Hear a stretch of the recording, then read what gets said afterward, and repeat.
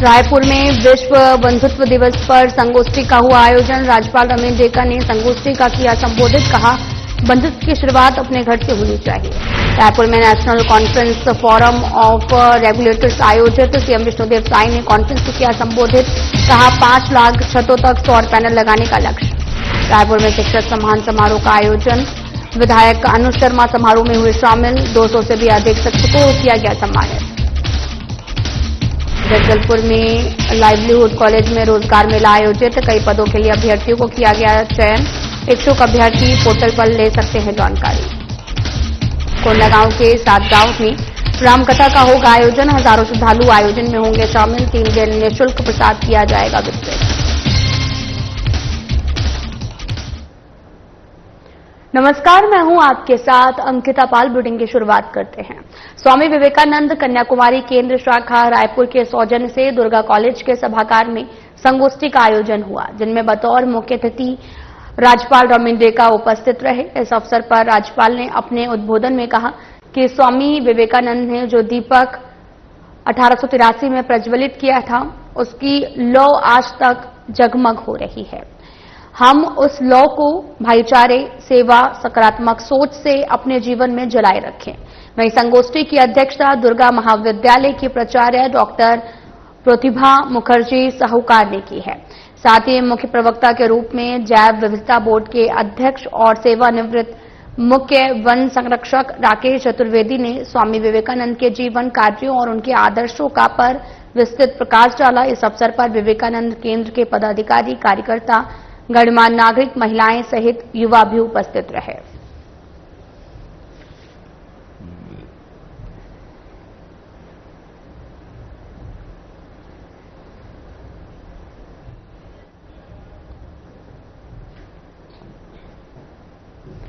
तो वहीं मुख्यमंत्री विष्णुदेव साय ने जगदलपुर में छत्तीसगढ़ इन्वेस्टर कनेक्ट कार्यक्रम का शुभारंभ किया।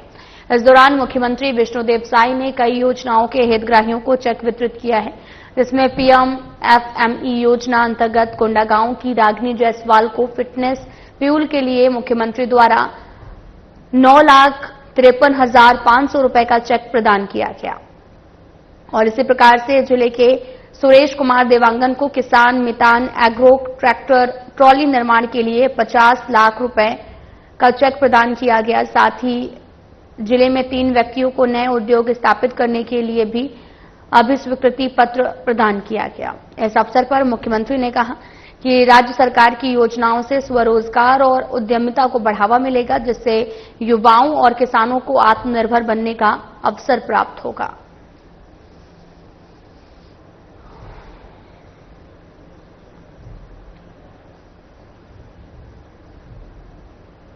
मुख्यमंत्री विष्णुदेव साय ने नवा रायपुर में आयोजित 97वीं national conference forum of regulators को संबोधित करते हुए कहा कि छत्तीसगढ़ विद्युत उत्पादन के मामले में देश के अग्रणी राज्यों में से एक है। प्रधानमंत्री सूर्यघर मुफ्त बिजली योजना के तहत मार्च 2027 तक प्रदेश के 1,30,000 घरों की छतों पर सौर पैनल लगाने का लक्ष्य रखा गया है, लेकिन हमारा प्रयास इससे भी आगे बढ़कर इसे 5 लाख छतों तक पहुंचाने का है। इस योजना के अंतर्गत उपभोक्ताओं को बड़ी सब्सिडी दी जा रही है। 1 किलोवाट से 3 किलोवाट की क्षमता तक के सोलर संयंत्र लगाने पर 30,000 से लेकर 78,000 रुपए तक की केंद्रीय सहायता सीधे बैंक खातों में दी जा रही है। इसके साथ ही छत्तीसगढ़ सरकार भी अतिरिक्त सब्सिडी दे रही है। इससे उपभोक्ताओं को कुल लागत का 75% तक सब्सिडी मिल रही है। मुख्यमंत्री ने देश के कई राज्यों में आए विद्युत नियामक आयोग के अध्यक्षगण, पदाधिकारियों और विशेषज्ञों के प्रति आभार व्यक्त करते हुए कहा कि देश के ऊर्जा क्षेत्र की प्रगति के लिए जो गहन विचार विमर्श हुआ है, इसका उपभोक्ताओं सहित हम सभी को दूरगामी लाभ मिलेगा।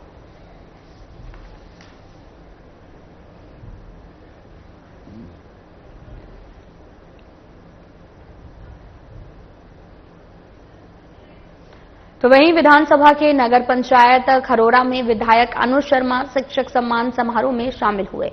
इस सम्मान समारोह में लगभग 200 से भी अधिक शिक्षकों को शॉल, त्रिफल, स्मृति चिन्ह भेंट कर सम्मानित किया गया है। और इस अवसर पर आपको बताते चले कि विधायक अनुज ने गुरुजनों को प्रणाम करते हुए कहा कि गुरु ही वे दीप स्तंभ हैं जिनके ज्ञान, मार्गदर्शन और मूल्यों से जीवन की दिशा तय होती है। शिक्षक केवल पाठ्यक्रम तक सीमित नहीं रहते, वे समाज में नई चेतना जगाने का कार्य करते हैं। इसके साथ ही ये भी कहा कि मुख्यमंत्री समग्र शिक्षा अभियान के तहत स्कूलों में आधुनिक सुविधाएं उपलब्ध कराई जा रही हैं। साथ ही राष्ट्रीयता शिक्षा स्कूलों में आधुनिक सुविधाएं उपलब्ध कराई जा रही और नीति 2024 को लागू कर शिक्षा को और से गुणवत्तापूर्ण बनाया जा रहा। विधायक ने कहा कि आने वाले समय में धरसीवा विधानसभा के हर स्कूलों में डिजिटल कक्षाएं शुरू की जाएंगी। शिक्षकों के लिए नियमित प्रशिक्षण और छात्रों के लिए करियर काउंसलिंग की व्यवस्था की जाएगी।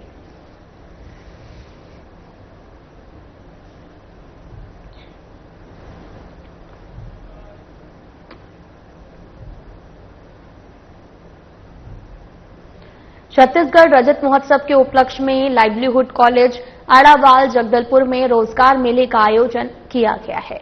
वहीं रोजगार मेला में निजी और सार्वजनिक क्षेत्र के नियोजक द्वारा 300 से अधिक कई पदों के लिए योग्य अभ्यर्थियों का चयन जो है वो किया गया है।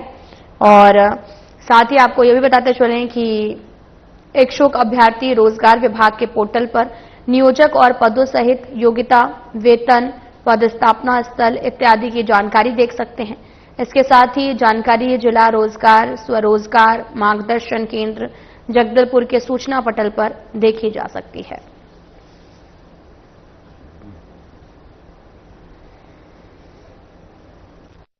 इस कंपनी में 5 निजी क्षेत्र के नियोजक भाग लेंगे, जिसमें करीब 300 पद हैं। जिले के आवेदकों से अनुरोध है कि इस आयोजन का लाभ लें और निजी क्षेत्र में भी अपना कैरियर बनाने का प्रयास करें। अप्रैल से आज तक हम लोगों ने करीब 7 रोजगार मेले, प्लेसमेंट कैंप का आयोजन किए हैं। विभिन्न पदों में सिलेक्शन 119 लोगों का रहा है, लेकिन कंपनियों से प्राप्त जानकारी के अनुसार अभी तक सिर्फ 21 आवेदक ही उसमें कार्यरत हैं। ग्राम पंचायत बंजारी में मोर गांव मोर अभियान के तहत ग्रीन कमांडो को गठित किया गया।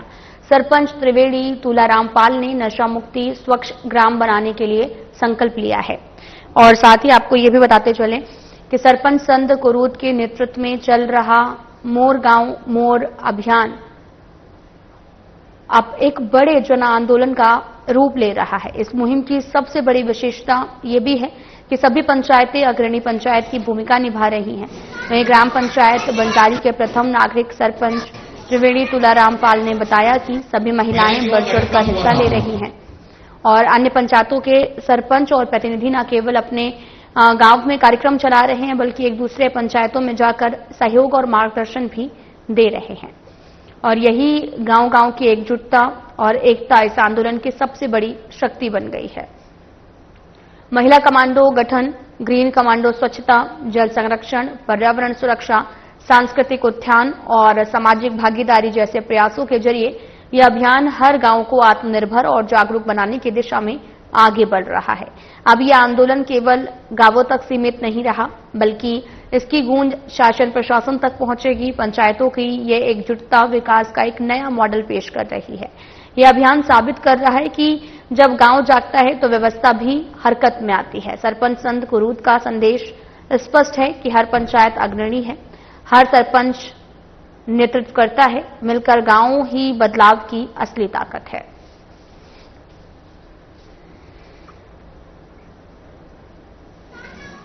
मुक्ति केंद्र शासन प्रशासन की ओर से पूरे हर गाँव की सुरक्षा रखने, नशा मुक्त रखने के लिए हर गांव में महिला कमांडो की गठन करने के लिए सरपंच महोदय की इनके लिए बहुत विशेष प्रयास रखने कि हर गांव शांति व्यवस्था बने रखे, नशा मुक्त भारत। बंजारी में महिला ग्राम कमांडो के तहत आज गठन किया गया। बाहर से अधिकारी लोग आए थे, उन लोगों के सामने में गठित हुआ है। तो हम लोग महिला अच्छा से अच्छा मिलकर कदम उठाए कि नशा मुक्त जरूर कराएंगे। बोले हो ना तो सब आगे ऐसे महिला बनना करेंगे, ऐसे करके सबकी इच्छा से मतलब आगे बढ़ेंगे। हम लोग पूरे 108 जो पंचायत है पूरे जनपद के अंतर्गत, हमने पहले तो सबसे पहले बैठक की कि हमको नशा से युवाओं को बचाना है। आज समाज जो है कहीं न कहीं सारी चीजों से ग्रसित है, तो हम लोग ये चाहते हैं, पूरे गांव में भी जा रहे हैं हम लोग पूरे सरपंच संघ की ओर से, हम लोग चाहते हैं कि गांव में सामूहिक सहभागिता बनी रहे। इस नशा मुक्ति अभियान के एक मुहिम रूप से हम लोग देख रहे हैं और कुछ छेड़ना है। कहीं न कहीं जो है आज की जो कुरीतियां हैं समाज में, कोई भी सामाजिक धार्मिक कार्यक्रम जो भी होता है तो कहीं न कहीं लोग जो है नशा से ग्रसित रहते हैं, और आज की जो हमारी जो शिक्षा की पद्धति है उनमें भी कहीं न कहीं इसका प्रभाव पड़ रहा है। कोंडागांव के ग्राम पंचायत सातगांव में 12 से 14 सितंबर तक राज्य स्तरीय 3 दिवसीय मानस गान और आध्यात्मिक सम्मेलन का आयोजन होने जा रहा है। ग्रामवासी और क्षेत्र के दानवीरों के सहयोग से लगातार 8वें वर्ष आयोजित यह कार्यक्रम भक्ति, आस्था और दिव्यता का अनूठा संगम बनेगा। 3 दिनों तक चलने वाले आयोजन में हजारों श्रद्धालु ज्ञानगंगा के अविरल धारा में गोता भी लगा रहे हैं। और साथ ही आपको यह भी बताते चलें कि छत्तीसगढ़ अंचल के विख्यात मानस पुत्र और मानस मंडलियां सातगांव की पावन भूमि पर विराजमान होंगी और उनके श्री मुख से रामकथा का प्रवाह होगा। कार्यक्रम का शुभारंभ 12 सितंबर को मंगल कलश यात्रा और ग्राम परिक्रमा के साथ होगा। इसके बाद में देव शक्तियों की पूजा अर्चना कर सम्मेलन का विविधता से उद्घाटन किया जाएगा। आयोजन स्थल पर सभी श्रद्धालुओं के लिए भोजनालय की व्यवस्था की गई है, जहां तीनों दिन निःशुल्क प्रसाद उपलब्ध रहेगा।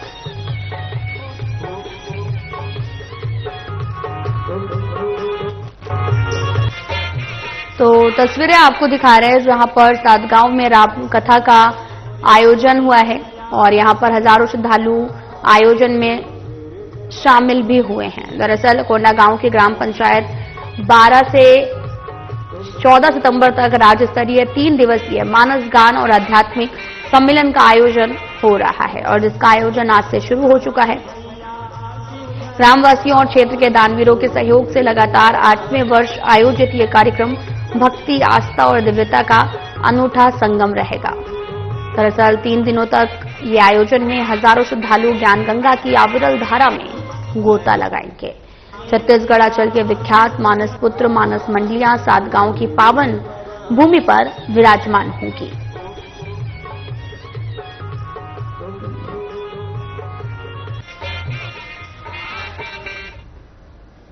छत्तीसगढ़ कांग्रेस के प्रदेश अध्यक्ष दीपक बैज ने राजीव भवन में प्रेस वार्ता का आयोजन किया है और इस दौरान उन्होंने कई मुद्दों पर चर्चा की है, जहां पर बीजेपी सांसद टिफिन लेकर बूथों में जाएंगे, कार्यकर्ता के साथ बैठकर खाना खाएंगे और इसे लेकर पीसीसी चीफ दीपक बैज ने कहा कि ये सब नौटंकी है। अगर टिफिन लेकर जाना ही है तो एनएचएम के कर्मचारी जो हड़ताल में बैठे हैं उसके पास जाएं। उन्होंने कहा कि उनके साथ टिफिन खाएं, अगर वो ऐसा करते हैं तो मैं उन्हें बधाई दूंगा।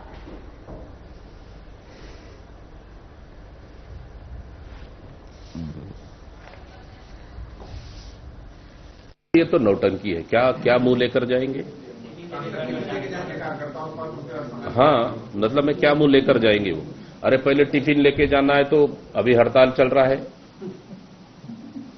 एनएचएम का, वहां जाके बैठ ले, पहले टिफिन वहीं से उद्घाटन कर ले। और मितानिन हड़ताल पर है, टिफिन वहीं से उद्घाटन कर ले। अगर टिफिन वहीं पे लेकर कोई भी मंत्री जाके खा लेगा, मैं बधाई दूंगा उसको। हिम्मत है किसी में तो पूछ लीजिए। छत्तीसगढ़ कांग्रेस के प्रदेश अध्यक्ष दीपक बैज ने राजीव भवन में प्रेस वार्ता का आयोजन किया है। उन्होंने कई मुद्दों के बारे में चर्चा की। बिलासपुर में वोट चोर गद्दी छोड़ कार्यक्रम के बारे में यहां पर चर्चा की गई है। उन्होंने कहा कि बिलासपुर में वोट चोर गद्दी छोड़ कार्यक्रम ऐतिहासिक रहा है। कांग्रेस के नेताओं, कार्यकर्ताओं और आम नागरिकों ने बढ़ चढ़कर कार्यक्रम में भाग लिया। उन्होंने कहा कि छत्तीसगढ़ प्रभारी सचिन पायलट और वरिष्ठ नेतागण कार्यक्रम में शामिल रहे।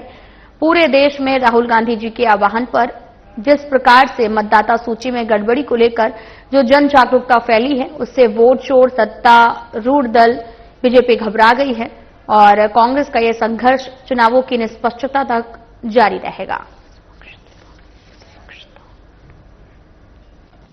कल बिलासपुर में शानदार वोट चोर गद्दी छोड़ कार्यक्रम ऐतिहासिक रहा और इस कार्यक्रम में हमारे तमाम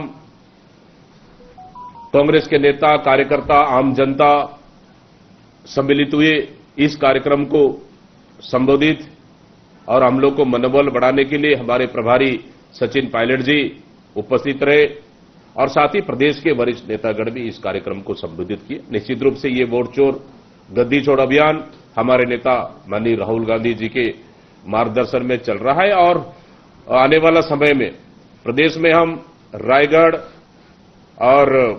से शुरुआत कर 16, 17, 18 3 दिन का ये कार्यक्रम रहेगा और लगभग आधा दर्जन जिलों में पहुंचेंगे और निश्चित रूप से हम इसको जन जन तक पहुंचाने के लिए काम करेंगे। छत्तीसगढ़ कांग्रेस प्रदेश अध्यक्ष दीपक बैज ने राजीव भवन में प्रेस वार्ता का आयोजन किया। उन्होंने कई मुद्दों पर चर्चा की है। प्रेस वार्ता के दौरान बैज ने विष्णु के सुशासन में कानून व्यवस्था के बारे में बात करते हुए कहा कि विष्णु के सुशासन में कानून व्यवस्था तबाह हो चुकी है। सरकार और पुलिस के नकारेपन के कारण अपराधी बेलगाम हो चुके हैं। आदमी गाजर मूली की तरह काटे जा रहे हैं। उन्होंने कहा कि पूरे प्रदेश में रोज हो रही हत्याओं के कारण भय का माहौल है। राजनांदगांव में एक दिन में 3 हत्या हो रही हैं। साथ ही खुलेआम धमकी देने के बाद एक व्यक्ति को मार डाला गया। प्रदेश हत्या, लूट, दुष्कर्म का गढ़ बन गया है। आदरणीय, फिर से मैं कह रहा हूं कानून व्यवस्था को लेकर जिस तरह से प्रदेश में कानून व्यवस्था, आम जनता, कांग्रेस पार्टी तो ठीक, विपक्ष तो ठीक, लेकिन आम जनता भी अब सरकार के ऊपर सवाल खड़े कर रही है कि प्रदेश में कानून व्यवस्था कहां है, किसकी जिम्मेदारी है। देखेंगे आप 2 दिन पहले राजनांदगांव में जहां पूर्व 15 साल के पूर्व सीएम का विधानसभा क्षेत्र, उप मुख्यमंत्री और गृह मंत्री का प्रभार जिले में एक व्यक्ति को खुलेआम धमकी दिया जाता है और उसे हत्या कर दी जाती है। मतलब एक गैंग ने 3 लोगों की हत्या कर दी जाती है, फिर दूसरे गैंग ने एक व्यक्ति को हत्या कर दी जाती है। हालांकि 2 दिन में 4 लोगों की हत्या, चाकू मारकर हत्या कर दी जाती है। क्या है ये? मतलब प्रदेश में, इस सरकार में गाजर मूली की तरह आम इंसान मारे जा रहे हैं, लेकिन सरकार बिल्कुल भी संवेदनशील नहीं है। ये सबसे बड़ा चिंता का विषय। छत्तीसगढ़ कांग्रेस प्रदेश अध्यक्ष दीपक बैज ने राजीव भवन में प्रेस वार्ता का आयोजन किया। उन्होंने कई मुद्दों पर चर्चा की और प्रेस वार्ता के दौरान बैज ने पीएससी व्यापक गड़बड़ी और भ्रष्टाचार को लेकर बयान दिया है। उन्होंने कहा कि बीजेपी जब विपक्ष में थी तब परीक्षाओं में सुधार की बात करती थी। यूपीएससी की तर्ज पर पीएससी की परीक्षा कराने का दावा करने वाली बीजेपी के राज में पीएससी की उत्तर पुस्तिका जांची जा रही है। कौन जांच कर रहा है, समाचारों में छप रहा। उन्होंने कहा कि जिनके कार्यकाल में पीएससी की गोपनीयता भंग हुई है, मंत्रिमंडल में उनको ही पीएससी को पूर्णकालिक अध्यक्ष बनाने का प्रस्ताव पास किया गया। व्यापम के एडीओ की परीक्षा में 27 प्रश्न गलत हो गए हैं और अब तक प्रश्नों को रद्द कर बोनस देने की बात भी की जा रही है। 1-2 प्रश्न गलत होता है तो समझ में आता है, 27 प्रश्न गलत हैं तो पूरी परीक्षा रद्द की जानी चाहिए। बोनस के नाम पर चहेतों को उपकृत करने का काम बंद करो।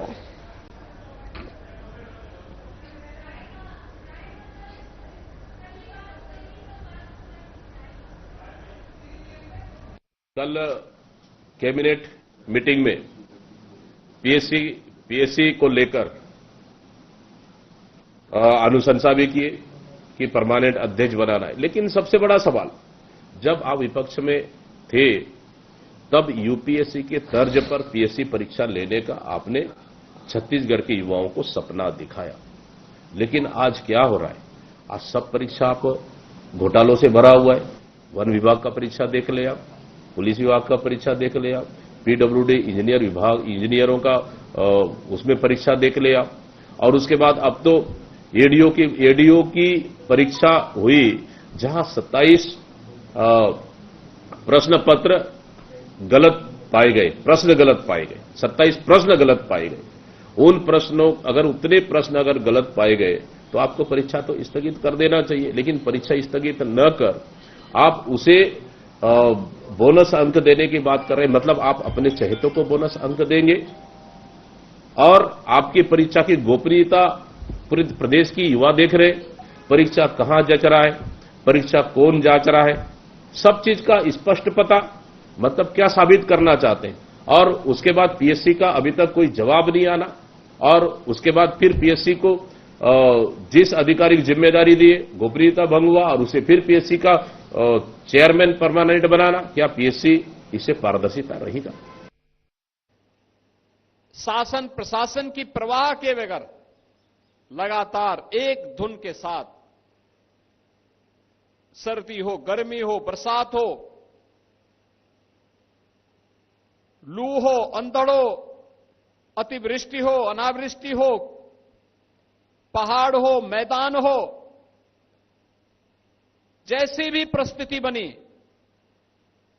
संघर्ष करने का एक जज्बा है और उस जज्बे के उस साधना। कांग्रेस प्रदेश अध्यक्ष दीपक बैज ने राजीव भवन में प्रेस वार्ता का आयोजन किया।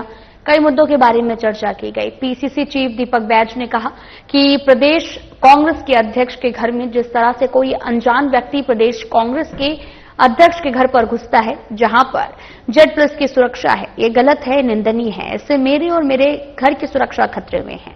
उन्होंने सरकार से पूछा कि आखिर मेरे घर की रेकी क्यों की जा रही है, ये चिंताजनक है, इस पर क्या कार्रवाई होगी, ये जनता देखना चाहती है। उन्होंने ये भी कहा कि मेरे घर में क्या रेकी करने आया था, मेरा घर का वीडियो क्यों बना था, वो वीडियो किसे देना चाहते थे।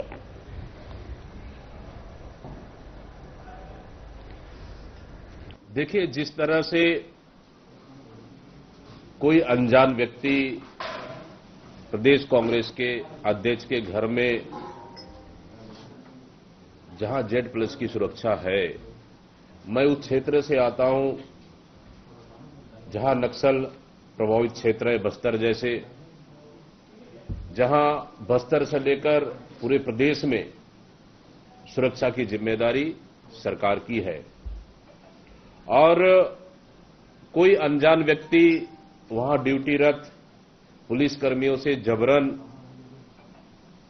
उनके मना करने के बाद भी घर में घुसकर आखिर क्या करना चाह रहा था। मेरी घर की वीडियो बनाकर वो किसको दिखाना चाह रहा था। मेरी घर में क्या रेकी करने आया था, रेकी करके किसको सूचना देना चाह रहा था वो, और वीडियो क्यों बना रहा था। क्या मेरे घर की सुरक्षा की पूरी तरह से सुरक्षा की पोल कहीं खोलने का काम तो नहीं, सुरक्षा व्यवस्था को नेस्तनाबूद करने का षड्यंत्र तो नहीं, ताकि कोई भी व्यक्ति अचानक सुरक्षा देख लो, यहां कितना सुरक्षा है नहीं है, इसको पूरे दिखा दो और पूरे प्रदेश को, ताकि कोई भी असामाजिक तत्व या कोई भी ऐसे अवांछित व्यक्ति फिर से घुस जाए और घर में कहीं तोड़फोड़ कर दे या घर में कोई हमला कर दे। जबकि जेड+ सुरक्षा व्यक्ति या जनप्रतिनिधि या कोई पार्टी का प्रमुख घर में इस तरह का घुसना, मैं समझता हूं ये गलत है, ये निंदनीय है। तो वहीं प्रदेश कांग्रेस अध्यक्ष दीपक बैज ने पत्रकारों से चर्चा करते हुए कहा कि सूचना के अधिकार में खुलासा हुआ है कि साय सरकार ने पिछले पौने 2 सालों में मात्र 2 सड़कें बनाई। उप मुख्यमंत्री अरुण साहब ने इसके विपरीत दावा करते हुए उनकी सरकार ने 717 सड़कें स्वीकृत की हैं, काम चल रहा, हमने उनको चुनौती दी है। 717 सड़कों का वर्क ऑर्डर सार्वजनिक करें, 1 महीना से अधिक हो गया है और आज तक अरुण साहब उन 717 सड़कों का कार्य आदेश सार्वजनिक नहीं किया।